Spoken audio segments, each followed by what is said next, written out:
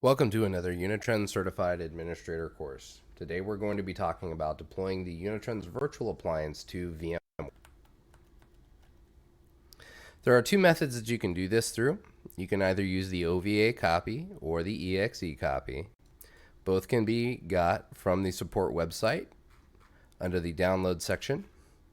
You'll see down here we have the OVA and the EXE. They're also available from your sales representative under the free trial link as well. Please note that if you're using ESXi free or ESXi 7, you must use the OVA copy. To use the OVA copy, you will come to your VMware environment, tell that you'd like to deploy an OVF template. Then you can choose the local file and find your OVA. From there, you would need to name it. Choose what host you'd like it on. And then from there, you can do the deployment out to that host. Note that if you do this way, you must go to that individual host's IP address and accept the SSL warning or whatever name it has here. Otherwise, when it tries to upload the file, your browser is going to say that I haven't accepted the SSL warning for this machine, so I can't connect to it. So just be aware of that. The other alternative is to use the EXE copy.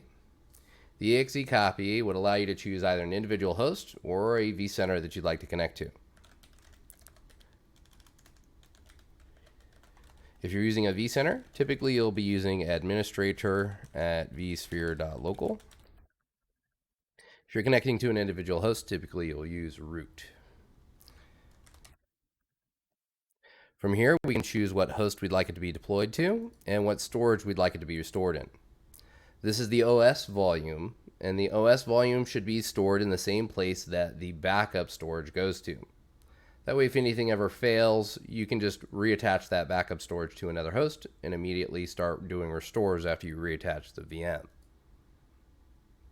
From there, we'll need to give it an IP address.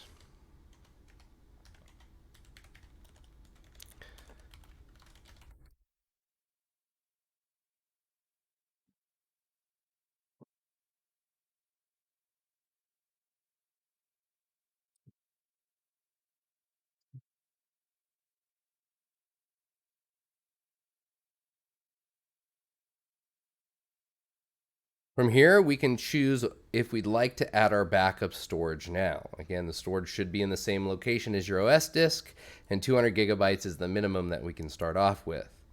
You could choose to add this storage later if you'd like to just add another virtual disk within VMware, and thick provision lazy 0 is typically what we'll prefer. When we hit install here, it's going to start to extract the VMDK to the local machine, and then it'll start to upload it into VMware. You can see in my example here that I already have a machine that I have deployed out called TestUB, and we have our base OS disk of 100 gigabytes. If we were to come into the console of this machine, we would see that we have a couple different options here. The first one we'll need to do is follow through the console access password setup. This sets the root OS password for SSH access and doing back-end level operations. We would just come in and set our password. Then from there, we would continue on to do our network setup under number 2, then number 1, then 0 for the only adapter that we have on this, though you may have more if you have a physical appliance. And then we could hit Y to set the IP address for this system. After doing so, we would then want to set the DNS configuration. That way, if we wanted to search for a machine that was under DHCP, we could search for servername.yourdomain.com and find that through the DNS servers. When completed, you should be able to come to number 5 and run a network test and have that complete successfully. And once we're done and we come all the way back out of these menus here, down at the bottom we can see that we have this configured for 10.21.89.159.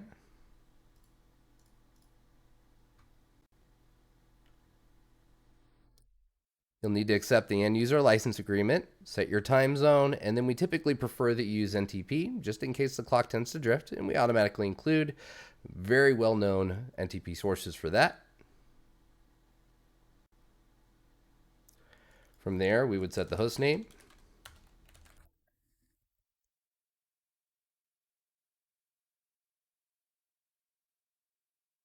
We need to do email setup. We can do that as well.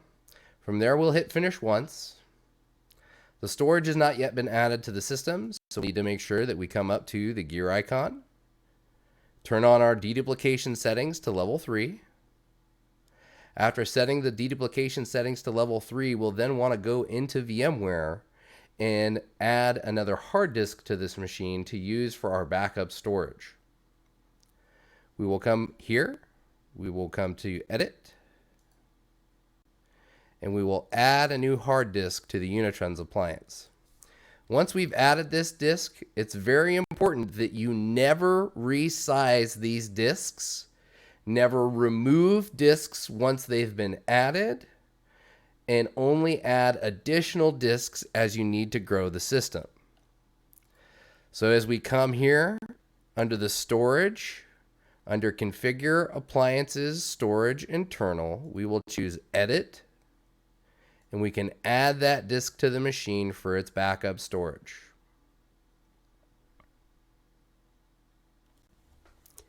Again, if you need to add additional storage to this machine, what we would do is we would just come back into the machine under the VM properties and continue to add additional hard drives to the system. The system is actually moving the database off of the OS disk and onto the backup storage disk, as we do get customers who misconfigure this. This just again ensures that if the OS disk is lost, that we would be able to restore the system back from that point in time. The machine that we deployed through the EXE is almost done installing, and it's automatically configuring the networking as we set that when we first did the installer.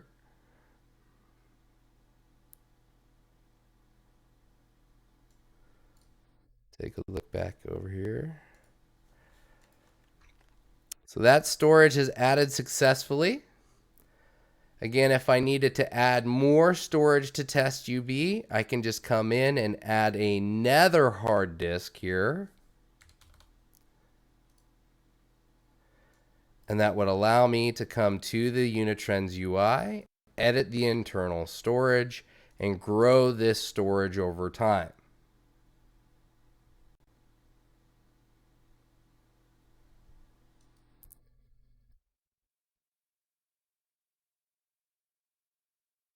This is now configuring the backup storage, and it's now ready for use.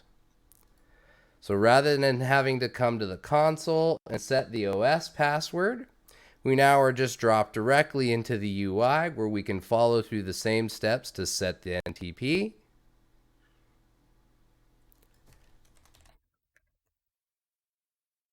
And now, because we haven't set the OS password at the local console, we'll have to set it here. And because the storage disk was already added to the system, this is automatically going to configure that backup storage because it was attached before we went through the first wizard. We'll be able to see this reflected here shortly, though we do want to again make sure that we go in and turn on our inline deduplication settings to ensure that everything that comes into the system is automatically compressed and deduplicated.